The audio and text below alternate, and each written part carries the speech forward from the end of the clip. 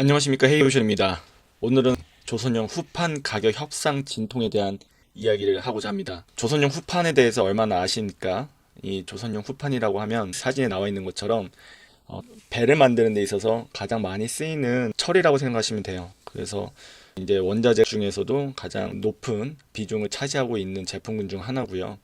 이 철강업계랑 조선업계랑 매년 상하반기에 이 조선용 후판 가격을 협상을 합니다. 올해는 톤당 얼마의 가격을 정해가지고 공급을 받는 거죠.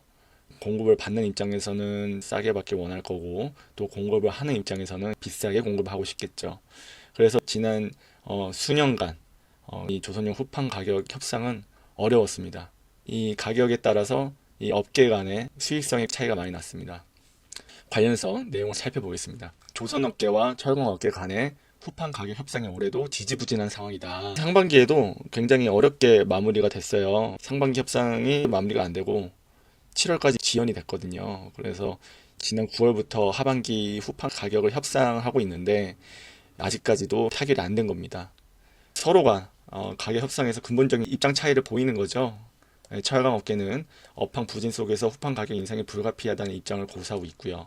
조선업계는 중국산 저가 후판 가격 우위를 고려해서 가격 인하를 요구하고 있는 거예요. 중국산 후판이 예전보다 품질이 좋아졌거든요. 근데 톤당 10만에서 20만 원이 저렴해. 그러면 굳이 중국산 후판을 쓰지 않을 이유가 없죠.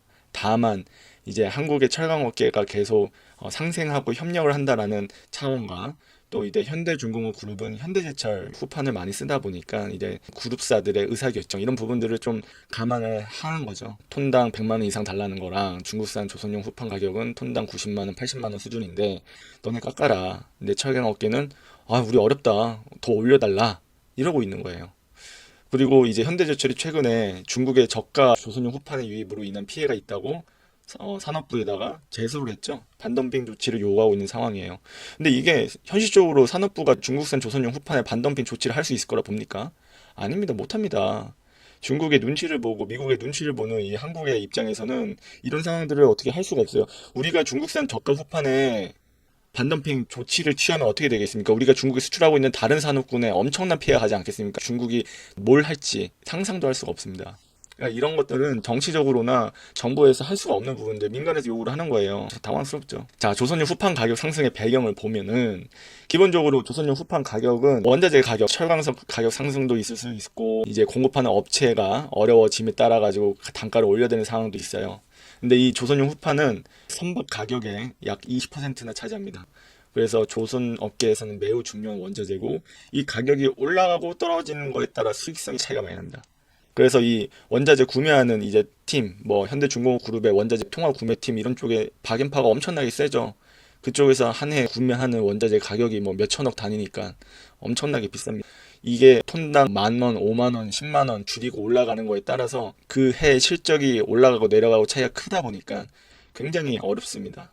그런데 철강업계는 글로벌 철강 경기 침체, 중국산 저가 후판 유입, 전기요금 인상 이런 부분들로 인해서 후판 가격을 인상해야 된다는 요구를 하고 있어요. 이거는 근데 철강업계 요구입니다. 생각해 보십시오. 중국산의 후판 수입이 많이 증가가 되었어요. 그리고 품질도 나쁘지 않습니다. 타협이 안 되면 중국산 후판 쓸 수밖에 없는 거예요. 기억나십니까? 조선용 후판 가격 내려준 적이 있어요? 철강업계 내려준 적 없어요. 자기네들 어렵다면서 계속 올렸습니다. 야금야금 올렸고 조선업계 계속 몇 조씩 적자가 나도 후판 가격 내린 적 없어요. 많이 내린 적도 없고 계속 올려왔습니다. 그래서 톤당 100만 원 이상까지 올려가지고 건조 원가가 크게 상승을 했고 수익성 큰 타격, 적자가 계속 발생을 해왔는데 이제 와서 철강업계 뭐라고 합니까? 자기네들 어렵다고 절체절명의 위기 상황이라고. 아니 조선업계가 위기일 때 도와준 적 있습니까? 속된 말로 철강업계 뭐 했습니까? 가격 더 올렸잖아요. 예?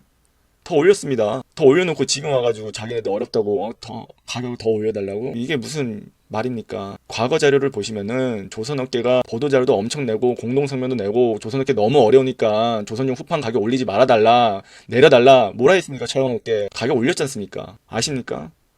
그래놓고 지금 자기네들 어렵다고 상생하자고 국가기관산업인 조선업과 철강업이 서로 윈윈할 수 있도록 장기적인 안목에서 상생하자고 이렇게 하는 게 맞습니까? 저는 그렇게 생각합니다. 이게 그냥 단기간에 변수에 따라 가지고 영향을 많이 받을 게 아니라고 생각을 해요.